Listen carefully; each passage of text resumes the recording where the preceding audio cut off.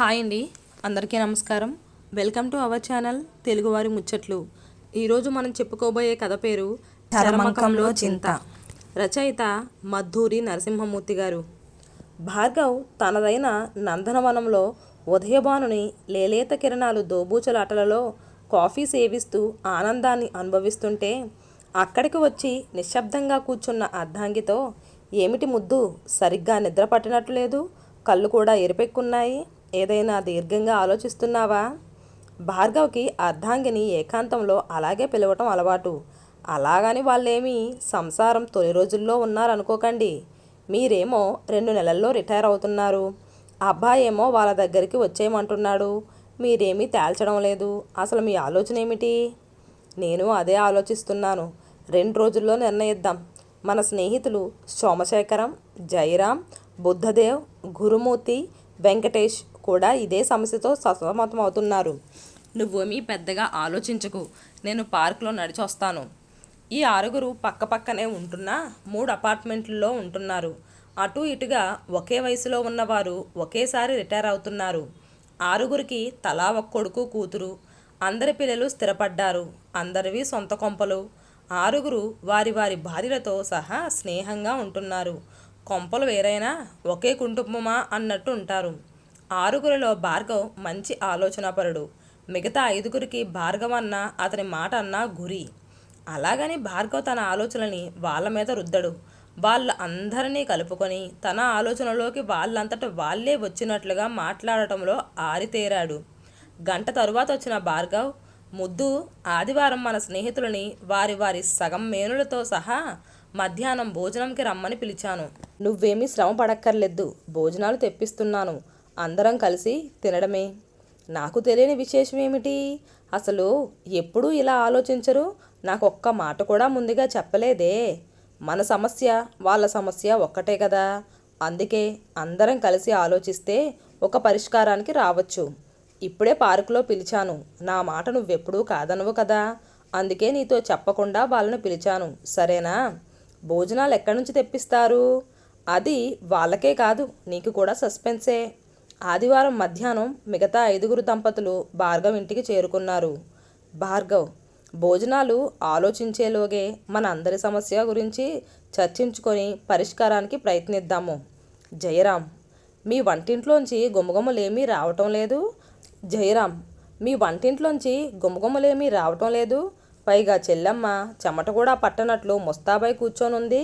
మరి భోజనాలకి ఎక్కడైనా ఆర్డర్ ఇచ్చారా? ముందు ఈ సమస్య తేల్చండి.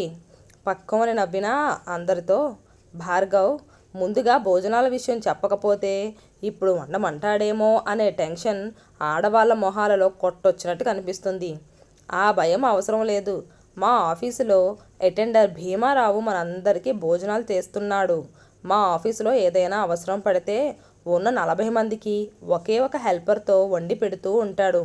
వంట వాడి పేరుకు తగ్గట్టు భీమపాకమే. వాడు తెచ్చిన భోజనం తిన్న తరువాత మీరు నాతో ఏకీభవిస్తారు. వాడి చేతే ఎందుకు మనందరికీ భోజనాలు తెప్పిస్తున్నానో అన్నది తరువాత చెప్తాను.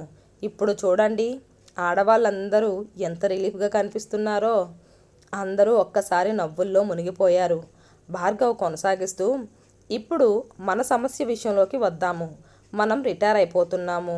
అందరినీ వారి వారి అబ్బాయిలు వారి దగ్గరికి వచ్చేయమంటున్నారు కాబట్టి ఏమిటి చేయటం?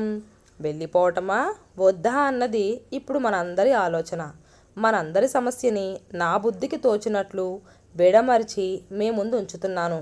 మన అబ్బాయిలు మనల్ని అలా రమ్మనటం వారి సంస్కారం, పెద్ద మనసు. కానీ మనం గుర్తుంచుకోవాల్సింది, వారి ఆలోచనలకి, అలవాట్లకు, అభిరుచులకు మనకు ఒక తరం అంతరం ఉంది. మనం వాళ్ళకి భారం కాకూడదు. మనం వాళ్ళతో తామరాకు మీద నీటి బొట్టులా ఉండగలిగిస్తేనే వెళ్ళాలి.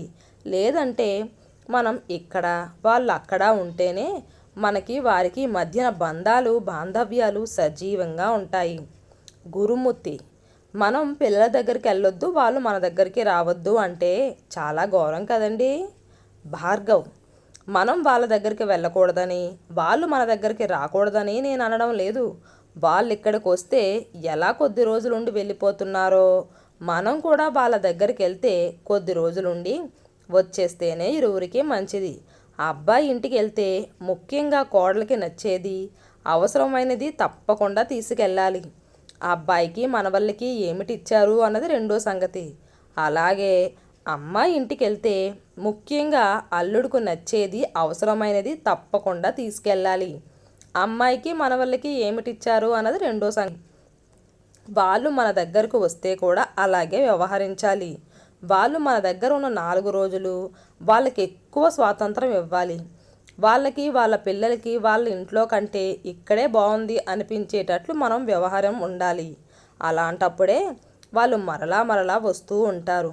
ఇక మీదట మనం మన పుట్టినరోజు, పెళ్లిరోజు మర్చిపోయినా సరే మన పిల్లలవి పొరపాటున కూడా మర్చిపోకూడదు. ఆ రోజులకి వారికి ఏదో ఒక బహుమతి లేక కొంత డబ్బో విధిగా పంపించాలి. అలా చేయటంలో ఆ రోజుకి కానీ, ఒక రోజు ముందు కానీ వారికి అందేటట్లు పంపించాలి. ఆ రోజు దాటిన తరువాత అందుకున్నా దానికి విలువ ఉండదు. అలా పంపించడంలో కూడా కోడలి కోసం, అల్లుడి కోసం పంపేటప్పుడు కాస్త ఎక్కువ పంపించాలి. నేను, నా శ్రీమతి మా పెద్దవాళ్ళ దగ్గర నుంచి అలా అందుకున్నవి ఇప్పటి వరకు అపురూపంగా దాచుకున్నాం. సోమశేఖరం: అక్కడికి వెళ్ళుంటే ఏమిటి సమస్య? మన అబ్బాయి మంచివాడు కాదా? భార్గవ్: సోమశేఖరం గారు, కాకిపిల్ల కాకికి ముద్దే. కానీ ఇప్పటి అవసరం ఏమిటంటే కాకిపిల్లకి కాకి ముద్ద అనిపించాలి.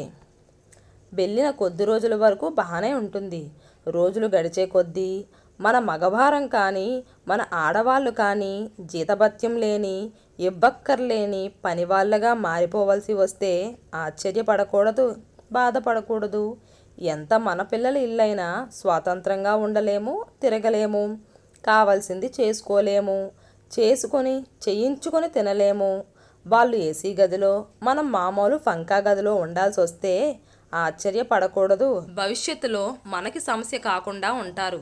ఒక్క మాటలో చెప్పాలంటే కత్తి మీద సాము చేయటం వచ్చుండాలి. ఇలా చెప్పుకుంటూ పోతే ఎన్నెన్నో అన్నింటికీ సర్దుకుపోగలము అనుకుంటేనే వెళ్ళాలి. వెంకటేష్: అయితే మనం ఇప్పుడు ఏం చేద్దామంటారు? సూటిగా చెప్పండి భార్గవ్ గారు. భార్గవ్: నా ఉద్దేశంలో ఆర్థిక, ఆరోగ్య సమస్యలు పెద్దగా బాధించకపోతే పిల్లల దగ్గరే మిగతా జీవితం అంతా ఉండిపోవడానికై వెళ్లకుండా ఉండడం ఉత్తమం. ఇక్కడ సొంతిళ్ళల్లో ఉంటున్నాము. ఒకరికి ఒకరం చేదోడు వాదోడుగా ఒక ఇంటి వారిలా ఉంటున్న మనలో ఒకరికి ఏదైనా అవసరం, సమస్య వస్తే మిగతా వాళ్ళు లేరా? 100 మీటర్ల దూరం లోపలే మన 6 కుటుంబాలు ఉంటున్నాయి. 25 అడుగులు వేస్తే పార్కు, దేవాలయం ఉన్నాయి. మరో 50 అడుగులు వేస్తే హాస్పిటల్ ఉంది. ఆ దేవదేవుడివన్నీ మనకి అమర్చినప్పుడు మనం ఎందుకు ఒకరి మీద, వారు మన పిల్లలైనా ఎందుకు ఆధారపడాలి వారి మీద? బుద్ధదేవ్: ఇంతేనా, లేక ఇంకా మనం ఆలోచించుకోవాల్సింది ఏమైనా ఉందంటారా? భార్గవ్: నా మాట విని మనం అందరం ఇక్కడే ఉంటామనుకుంటే వచ్చే రోజుల్లో మన జీవన విధానంలో కూడా మార్పు ఉండాలని నా అభిప్రాయం. గురుమూర్తి: అది కూడా ఏమిటో చెప్పండి మరి, నాకు ఆకలి దంచేస్తుంది. భార్గవ్: భీముడు మన భోజనాలు తెచ్చేశాడు. భోజనాలైన తరువాత ఆ సంగతి చెప్తానులేండి. భోజనాలైన తరువాత. భార్గవ్: మీరందరూ భీముడి వంట విషయంలో నాతో ఏకీభవించినట్టే కదా? అందరూ ముక్త కంఠంతో భీముడి వంటకాలకి అవి ఏర్పాటు చేసిన మీకు జై. భార్గవ్: ఓకే, చాలా సంతోషం. ఇప్పుడు నేను చెప్పేది జాగ్రత్తగా మనసు పెట్టి వినండి. ఎంత త్వరగా అయితే అంత త్వరగా. ఎవరి విల్లు వారు రాయాలి. విల్లులో ఆడపిల్లల్ని మర్చిపోకూడదు. అలా రాసిన విల్లుని జాగ్రత్తగా భద్రపరచాలి. రిజిస్టర్ చేస్తే మరీ మంచిది. మన ఇన్సూరెన్సు, ఆర్థిక వ్యవహారాల వివరాలు అన్నీ జీవిత భాగస్వామికి పూర్తిగా అర్థమయ్యేటట్లు చెప్పాలి. వాటికి సంబంధించిన కాగితాల వివరాలన్నీ బోధపరిచి భద్రపరచాలి. బ్యాంక్ అకౌంట్లకి శ్రీమతి పేరు కూడా జత చెయ్యాలి. అవి ఇద్దరిలో ఎవరైనా నడుపుకునే సదుపాయం కల్పించాలి.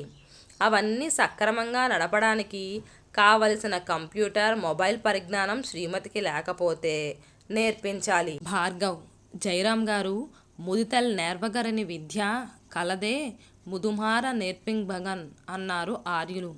ఆడవారిని, అందున శ్రీమతిని ఎప్పుడూ తక్కువ అంచనా వేయకండి. కరుణేషు మంత్రి అన్నారు కదా శ్రీమతిని. ఇప్పటి వరకు మన జీవితం ఒక ఎత్తు, ఇక మీదట ఒక ఎత్తు. శరీరాన్ని కష్టపెట్టకపోయినా మరీ సుఖపెట్టకూడదు. కావలసిన నడక, వ్యాయామం, ప్రాణాయామం ఇవన్నీ సమకూరిస్తేనే మనతో మన శరీరం సహకరిస్తుంది. రిటైర్ అయిపోయామని ఇవన్నీ మానేస్తే లేనిపోని రోగాలకు పుట్టిల్లుగా మారుతుంది. నియమిత కాలానికి చేయించుకోవలసిన ఆరోగ్య పరీక్షలు చేయించుకుంటూ ఉండాలి. వేసుకోవలసిన మందులు సమయానికి వేసుకుంటూ ఉండాలి. ఈ విషయంలో ఆడ మగ అన్న భేదం ఉండకూడదు. మరొక అతి ముఖ్య విషయం, మనం రిటైర్ అయిపోయి శ్రీమతి అలా పనిచేస్తూ ఉండాలి అనుకోవటంతో నేను ఏకీభవించలేను. మనలాగే ఆడవారికి కూడా కొంత వయసు వచ్చిన తరువాత విశ్రాంతి తప్పక ఇవ్వాలి. గురుమూర్తి గారి భార్య కలగజేసుకొని భార్గవ్తో, అన్నయ్య గారు మీరు చెప్పింది చాలా బాగుంది, మేము కోరుకునేది కూడా అదే, కానీ వంట పని మాకు తప్పదు కదా. భార్గవ్, అక్కడికే వస్తున్నానమ్మా. మీ అందరికీ భీముడి చేతి వంట నచ్చింది కాబట్టి నా ఆలోచన ఏంటంటే, భీముడు మనందరికీ ఉదయం అల్పాహారం, మధ్యాహ్నం రాత్రి భోజనాలు తెచ్చి పెడతాడు. ఓ 4 ఆవులు ఉంచుకున్నాడు. ప్యాకెట్ పాలు మానేస్తామంటే వాడే మనకి చిక్కటి ఆవు పాలు పోస్తాడు. వాడి పెరట్లోనే కూరగాయలు పండిస్తున్నాడు. మనకు కావలసిన కూరగాయలు వాడి పెరట్లోనే తాజా కూరగాయలతో మనకి కావలసిన విధంగా, అంటే నూనె మసాలాలు బాగా తగ్గించి రుచిగా చేసి పెడతాడు. ఇప్పటి వరకు మనం ఎన్నో రకాలు తిన్నాం. సుమారుగా అన్ని రుచులు రుచి చూసేసాం. ఇక మీదట రుచికి బదులుగా ఆరోగ్యానికి ప్రాధాన్యం ఇవ్వటం అవసరం. తినే పరిమాణం కూడా తగ్గించాలి. అందుకే రోజువారీ తినే మధ్యాహ్నం భోజనంలో అన్నం, ఏదో ఆకుకూరతో పప్పు, ఒక కూర, పచ్చడి, పులుసు లేక సాంబారు, అరటిపండు, ఆవకాయ, అప్పడం, పెరుగు చాలు. అలాగే రాత్రికి 2-3 చపాతీలు, ఒక కూర చాలువు. వీటన్నిటికీ బజార్లో హోటల్కి వెళ్ళటం బదులుగా భీముడు ఇవన్నీ మన ఇళ్ళకి తెచ్చి వేడివేడిగా సమయానికి ఇస్తాడు.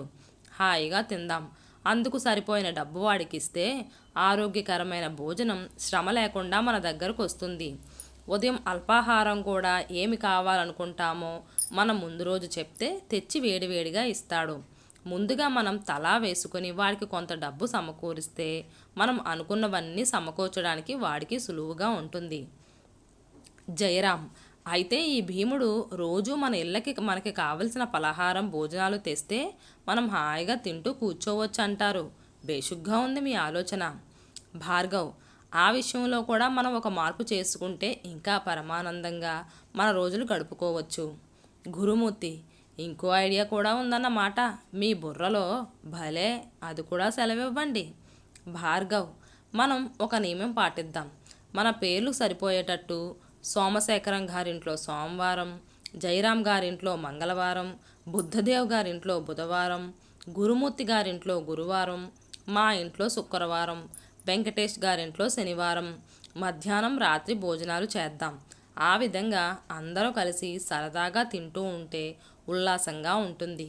ఉదయం అల్పాహారం ఎవరింట్లో వారు చేస్తారు. భీముడు అందరికిళ్ళకి ఉదయం 9 గంటలకి అల్పాహారం హాట్ ప్యాక్లో తెచ్చి ఇస్తాడు. మనం చెప్పినట్లుగా రోజుకి ఒకరింట్లో మధ్యాహ్నం 1 గంటకి భోజనం, అలాగే రాత్రి 8కి రొట్టెల కూర తెచ్చిస్తాడు. రాత్రి భోజనంకి 1 గంట ముందర మనందరం కలిసి దేవుడి మీద భజనలు పాడుకుందాం. అందుకే మనం ఏమీ గానగంధర్వులు, గాన కోకిలలు అవ్వక్కర్లేదు. మనకొచ్చినట్లుగా నచ్చినట్లుగా పాడుకుంటే మనసుకి కూడా హాయిగా ఉంటుంది. అలా అందరం కలిసి తినడానికి ఇంకొక షరతు లేదా సూచన ఏమిటంటే, ఏ రోజు ఎవరింట్లో తింటామో వారు ఉప్పు, 2 పచ్చిమిరపకాయలు, నిమ్మ చెక్క, నూనె, నెయ్యి, ఆవకాయ ఇవ్వాలి. భీముడు అరిటాకులు తెస్తాడు. ఇక ఆదివారాలు ఎవరింట్లో వారు భార్యాభర్త కలిసి వండుకొని తింటారో, ఏదైనా హోటల్కే వెళ్తారో ఎవరిష్టం వారిది. ఎండాకాలంలో చల్లటి ప్రదేశాలకి, చలికాలంలో చలిలేని ప్రదేశాలకి అప్పుడప్పుడు యాత్రలు చేద్దాం. వర్షాకాలం ఎక్కడికి వెళ్ళకుండా ఇక్కడే హాయిగా ఉందాం. మధ్యలో అబ్బాయి ఇంటికో అమ్మాయి ఇంటికో ఎవరికి ఎప్పుడు వీలైతే అప్పుడు వెళ్ళి కొన్ని రోజులు గడిపి వెనక్కి వస్తూ ఉందాం. మనందరి దగ్గర అందరి పిల్లల పేర్లు, చిరునామా, మొబైల్ నెంబర్లు ఉంచుకోవాలి. నాకు తోచిన ఆలోచన మీ అందరికీ చెప్పాను. ఎవరైనా ఏమైనా సవరణ చేద్దామంటే చెప్పండి.